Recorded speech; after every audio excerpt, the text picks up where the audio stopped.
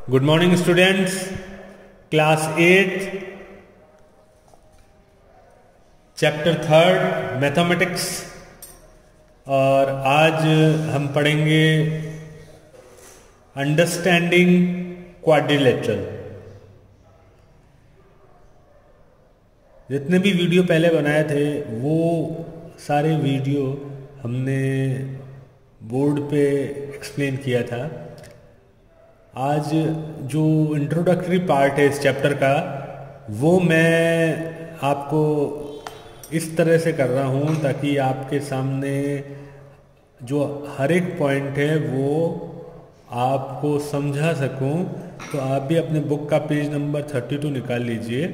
इससे क्या रहेगा कि आपको थोड़ा सा आसानी रहेगी जब आप प्रैक्टिस करेंगे। ऑल्दो इसके क्वेश्चन आंसर तो हम कोशिश करेंगे कि आपके उसी में करें तो वो प्रॉपर्ली समझ में आएगा, बोर्ड में ही करेंगे हम। लेकिन ये जो क्वेश्चन आंसर से पहले वाला पार्ट है हम इस तरह करेंगे मैथमेटिक्स का, राइट। बाकी जीके भी कोशिश करेंगे ऐसे ही करें ताकि आपको बिल्कुल क्लियर हो जाए और जो है टाइम भी कम कंज्यूम हो और मेमोरी भी कम कंज्यूम हो। सो स्टार्ट करते हैं क्वाड्रिलेटरल। तो उससे पहले हम स्टार्ट करेंगे इंट्रोडक्शन में। ये टू डायमेंशन मतलब पेपर पे कोई भी चीज होती है वो टू डायमेंशन होती है। एक्स और वाई जेड आपने पढ़ी है, एक्स और वाई जेड। और थ्री डायमेंशन क्या होता है?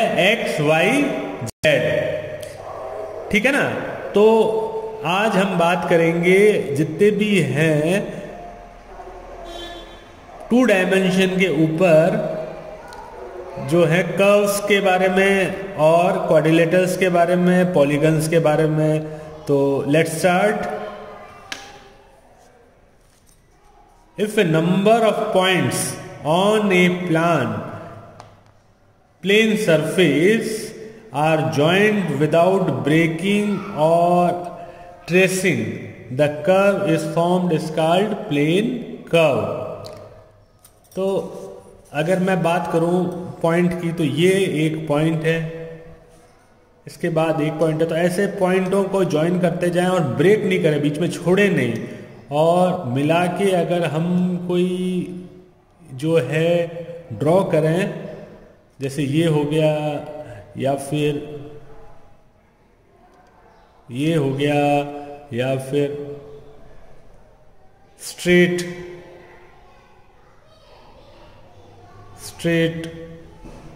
पॉइंट्स को ज्वाइन करके कुछ भी टू डायमेंशन है ये है एक्स, सॉरी ये है वाई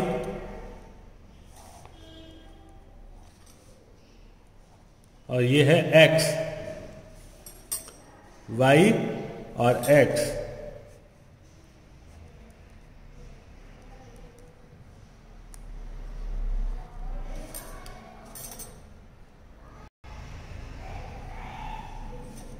माइनस वाई और माइनस एक्स, ओके। तो ये जो टू डायमेंशन है और जेड होगा तो कहीं यहाँ पे होगा ऊपर की तरफ, जो ये पेपर से बाहर आ जाएगा। तो जेड पॉसिबल नहीं है। थ्री डायमेंशन फिगर आपने पढ़े होंगे, क्यूब, क्यूबॉइड वगैरह, वो थ्री डायमेंशन फिगर होते हैं। अब बात करते हैं अपन जो ये प्लेन कर्व है, ये सारे कर्व हैं वो थ्री टाइप्स के होते हैं। ओपन कर्व, क्लोज्ड कर्व और simple closed curve. Open curve क्या होंगे? कर्व तो बन रहा है, पॉइंट ट्रेस करके मिला तो रहे हैं, लेकिन वो जो पूरा इनिशियल पॉइंट से वापस मिल ले रहा है वो क्लोज नहीं हो रहा है, बंद नहीं हो रहा है। जैसे ये अब दो इसके एग्जाम्पल वाली पिक्चर्स दे रखी है, उससे आप फिगर आउट कर सकते हैं। Open curve, a curve which does not intersect each other on itself, it is an open curve. अब इंटरसेक्ट का मतलब ये होता है कि अगर सपोज यूं ये और ये, अब आप बोलोगे सर ये तो ओपन है लेकिन यहाँ पे ये पॉइंट तो इंटरसेक्ट कर रहा है, तो ये वाला जो है पोर्शन, जैसे ये मैंने यहां बनाया था, ये और ये तो ये आप बोलोगे कि ये जो है वो ओपन है, और इस पिक्चर के अंदर जैसे ये और ये पोर्शन ओपन है लेकिन इंटरसेक्ट कर रहा है ये पॉइंट, तो इसका मतलब ये जो है क्लोज्ड है, और ओपन का मतलब तो ये इंटरसेक्ट ही नहीं कर रहे कहीं, तो ये ओपन कर्व है। तो ये तो सिंपल डेफिनेशन है, आप और आपको ये डेफिनेशन भी लिखनी है और आपको ये जो है एग्जाम्पल के भी ड्रॉ करने हैं। इसके बाद में सिंपल क्लोज्ड कर्व क्या होते हैं? Okay, a closed curve which passes through a given point only once is called a single close curve. अब एक बार ही इंटरसेक्ट करते हैं, एक बार ही पास होते हैं, बार बार नहीं होते। तो जैसे ये आपने यहाँ पे है, ये सर्किल का है, तो सर्किल बनाया, ओके बनाया, अब ये एक बार यहाँ पे मीट कर गया या इंटरसेक्ट हुआ, आगे नहीं बढ़ रहा है, आगे नहीं बढ़ रहा, सिंपल हो गया। लेकिन अगर इसकी जगह यही होता कि ये यूं करके यूं बनता, फिर यूं बनता, फिर यूं बनता, तो ये क्या है कि ये सिंपल क्लोज कर्व नहीं होता। लाइकवाइज ये पॉइंट है, स्ट्रेट लाइन है, लाइन सेगमेंट बोलते हैं।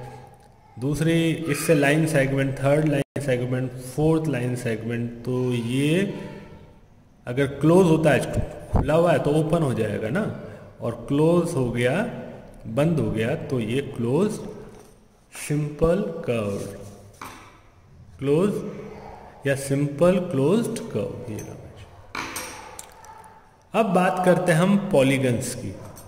3.2 simple close curve made up of 3 only line segment is called a polygon. अच्छा, पहली बात तो ये है, कंडीशन होगी पॉलीगन की दो कंडीशन होनी चाहिए। पहला कि वो सिंपल क्लोज्ड कर्व होनी चाहिए, ठीक है भाई। इसका मतलब एक बार ही होगा, कॉम्प्लिकेटेड नहीं होगा, सिंपल सा एक बार होगा। तो सिंपल तो होगा क्लोज्ड कर्व, और सेकंड कंडीशन होगी जो ये पॉइंट्स होंगे वो एक्चुअल में लाइन सेगमेंट में होंगे, तो लाइन सेगमेंट होने चाहिए सारे।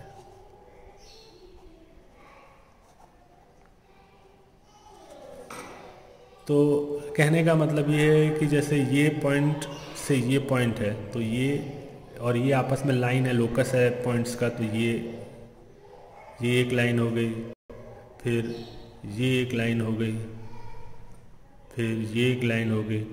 अब बस ये पॉलीगन हो गया। अब इसके अंदर सिंपल इसलिए है क्योंकि एक बार इंटरसेक्ट होकर आगे भी नहीं जा रही है, कि ऐसा नहीं कि ऐसा चला जाए ऐसे, तो ये पॉलीगन तो होगा नहीं, क्योंकि सिंपल होनी चाहिए, right. So I hope you understand it very well. अब आगे बढ़ते हैं कि किसी भी पॉलीगन के अंदर इन्होंने बोला है कि जैसे ये एक्सप्लेन कर रखा है कि ये भी आपको पता है, दो ये पॉइंट्स जहाँ मिलते हैं, जो उसके होते हैं वो लाइन सेगमेंट के पॉइंट उसको बोलते हैं, जहाँ पे इंटरसेक्ट करते हैं लाइन सेगमेंट, उनको वर्टेक्स बोलते हैं। जैसे इसमें कितने 4 वर्टेक्स हैं, तो 1 2 3 एंड 4, इसको लाइन सेगमेंट भी बोलते हैं, सॉरी इसको क्वाड्रिलेटरल बोलते हैं, ओके। और इसको जो दो लाइन सेगमेंट जहाँ वर्टेक्स में मिलते हैं उनके बीच में एंगल फॉर्म होता है, इसको या तो क्लॉकवाइज और एंटी क्लॉकवाइज जो है वो मेजर करते हैं, ओके। और इसके अलावा अगर जो क्वाड्रिलेटरल है जिसके लाइन सेगमेंट जो हैं वो स्ट्रेट होंगे और ऑपोजिट सारे जो इंटीरियर जो एंगल्स होंगे वो 90 डिग्री के होंगे तो उसको बोलेंगे, क्या बोलेंगे, रेक्टेंगल बोलेंगे। और साइड सारे इक्वल होंगे तो उसको बोलेंगे स्क्वायर। ये आपने पहले पढ़ रखा है। तो अब स्टार्ट करते हैं। एक टेबल दे रखी है क्लासिफिकेशन ऑफ पॉलीगन। तो उस क्लासिफिकेशन में क्या है, नंबर ऑफ साइड्स दे रखी है 3, नंबर ऑफ पॉलीगन है, नेम ऑफ पॉलीगन हो क्या हो गया, और फिगर दे रखा है। तो ये टेबल आपको बनानी है। मैं आपको फटाफट बोल देता हूँ। ये 3 उसको बोलेंगे ट्राइंगल, और शेप ये रहता है 3 का, 1 2 3। इसके बाद में अगर 7 है तो टेबल थोड़ी इस तरफ है, तो ये इस बुक के इस पेज में है, तो मैं पहले ये 7 वाला एक्सप्लेन कर देता हूँ ताकि मुझे वापस घूमना नहीं पड़े। नंबर साइड 7 होगी तो ये फिगर इस तरह का होगा।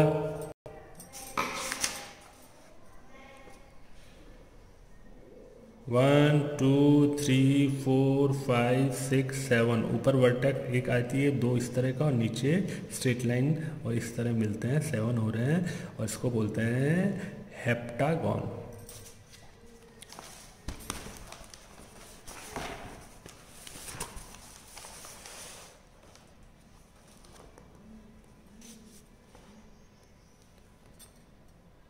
फोर साइड है, क्वाड्रिलेटरल बोलते हैं, शेप दे रखा है आपको।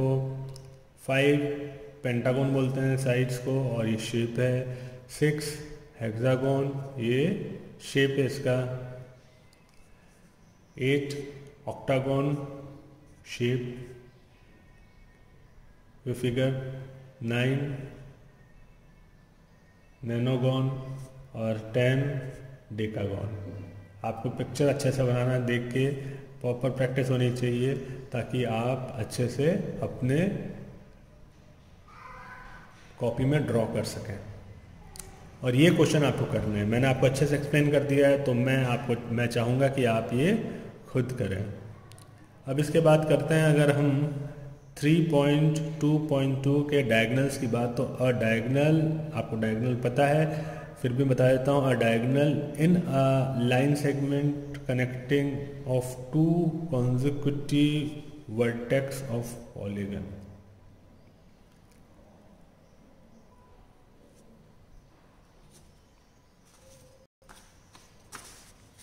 तो जैसे ये है,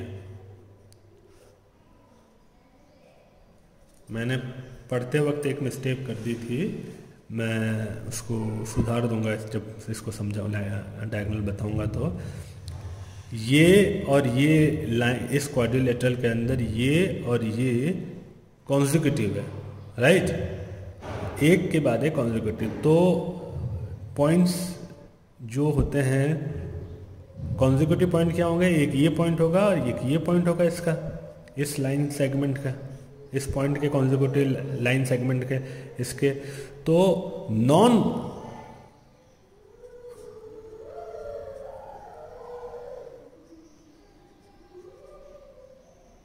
कॉन्जिक्यूटिव पॉइंट्स, तो नॉन कॉन्जिक्यूटिव पॉइंट्स क्या होंगे इसमें, तो नॉन कॉन्जिक्यूटिव पॉइंट होगा, ये तो होगा नहीं, ये नहीं होगा, ये भी नहीं होगा, तो ये हो जाएगा। तो इसका ये और इसका ये, तो इसको ज्वाइन करेंगे तो ये हो जाएगा डायगोनल, इसका डायगोनल ये हो जाएगा। तो डेफिनेशन साथ में याद करने को, डायगोनल्स तो हम जानते हैं, लेकिन हमको डेफिनेशन में थोड़ी सी डिफिकल्टी आ जाती है, या हम डेफिनेशन में बोलते हैं ऑपोजिट जो पॉइंट्स होते हैं या वर्टेक्सेस होते हैं उनको ज्वाइन करने पे डायगोनल फॉर्म होते हैं, या उस लाइन सेगमेंट को जो ऑपोजिट वर्टेक्स को मिलाने से बनता है उसको डायगोनल बोलते हैं, राइट। इसके बाद है कॉन्वेक्स और कॉनकेव पॉलीगॉन। तो कॉन्वेक्स पॉलीगॉन क्या होता है, if angle of a polygon is, if each angle of a polygon is less than 180 degree then it is a convex, ये रहा। और if and one angle of a polygon is more than 180 degree, एक एंगल भी अगर 1 then होगा 180 degree तो इसका शेप चेंज हो जाएगा, अंदर की तरफ आता रहेगा, तो वो जो है उसको बोलेंगे कॉनकेव। ये कॉन्वेक्स है और ये कॉनकेव है। आप इनके दोनों के पिक्चर देख लीजिए और आप खुद भी देख लीजिए कि ये वाला जो एक्सटीरियर एंगल है ये 180 से ज़्यादा है और एक्चुअल में टोटल एंगल कितना 0 डिग्री से लेकर 360 डिग्री के बीच में कोई भी हो सकता है। तो ये तकरीबन 270 डिग्री के आसपास से थोड़ा सा उसके तकरीबन है। ओके, तो यू कैन मेज़र कि कितने एक्सटेंट तक आप जो है वो डिफरेंट जो है पॉलीगन्स बना सकते हैं। चलिए इसके बाद में हम देखते हैं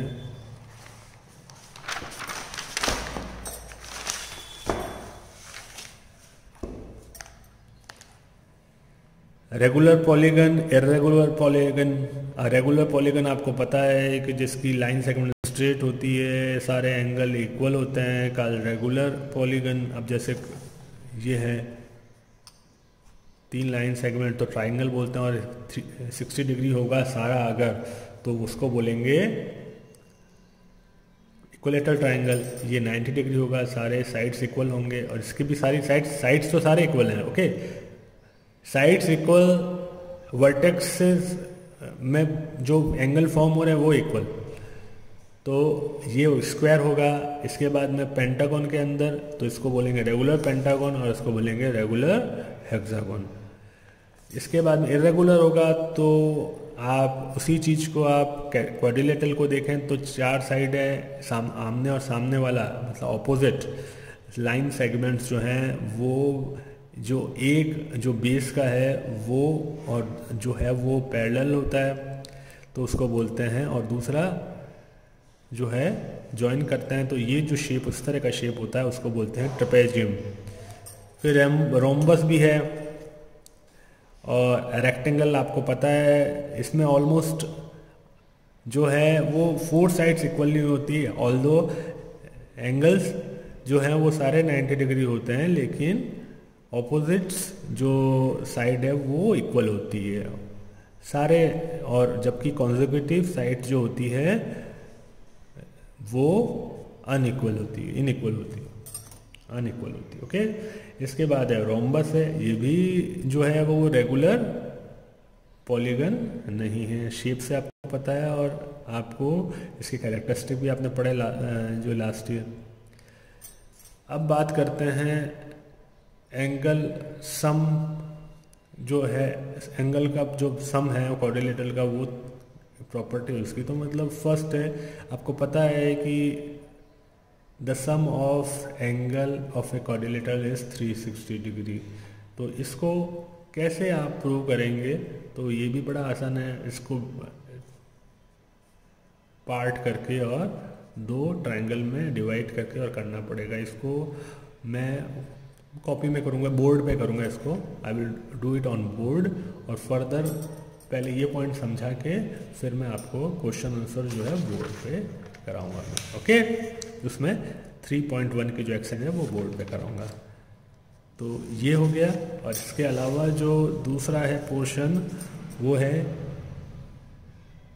वो each exterior angle of regular polygon के बारे में है। 9 n साइड्स है तो 360 डिग्री डिवाइड बाय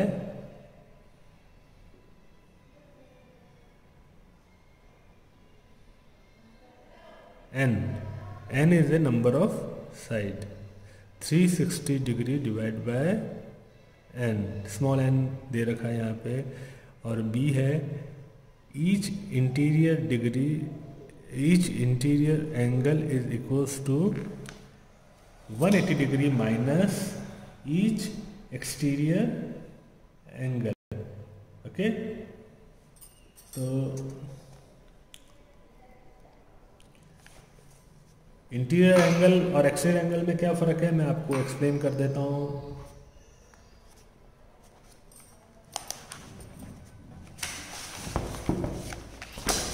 जैसे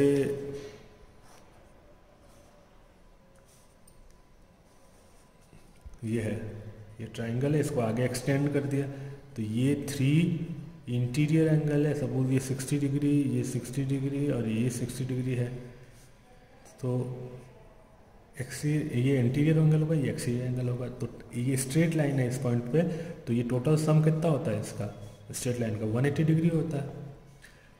तो 180 डिग्री अगर इसका होगा तो ये 180 माइनस 60 होगा, मतलब 120 डिग्री होगा। ये कितना होगा, ये भी 120 डिग्री होगा। ये कितना होगा, ये भी 120 डिग्री होगा, राइट। तो समझ में आ गया होगा मेरे ख्याल से। तो ये एक्सटीरियर एंगल है और ये इंटीरियर एंगल है। अब इसमें ये बोल रखा है कि ईच एक्सटीरियर एंगल, हर एक्सटीरियर एंगल कितना होगा 360 डिवाइड बाय n। अब देखिए इसमें क्या है, एक बढ़िया बात है वो ये है कि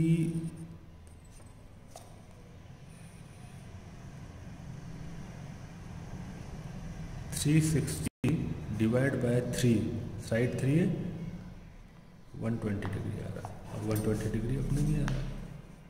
ओके, तो ये एक्सटीरियर हो गया और ये आपके आ गया। आप ऐसे कैलकुलेट करें या फिर ऐसे कैलकुलेट करें, साइड 3 है, 3 से डिवाइड कर दिया तो ये निकाल दिया आपने। इंटीरियर एंगल कितना होगा, तो 180 आपको पता ही है और एक्सटीरियर एंगल पता है। चलिए 120 डिग्री है एक्सटीरियर एंगल, तो ये 60 डिग्री आ गया, तो ये आ गया एक्सटीरियर एंगल। तो ये दो तो मैंने प्रूव कर दिया आपको डायग्राम से।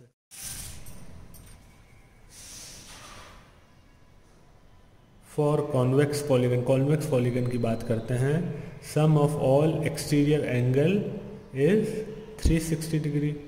चलिए ये ठीक है, एक्सटीरियर एंगल के लिए sum of all interior angle is n-2 into 180 degree, right, ये हो गया। और थर्ड जो है वो नंबर ऑफ डायगोनल इज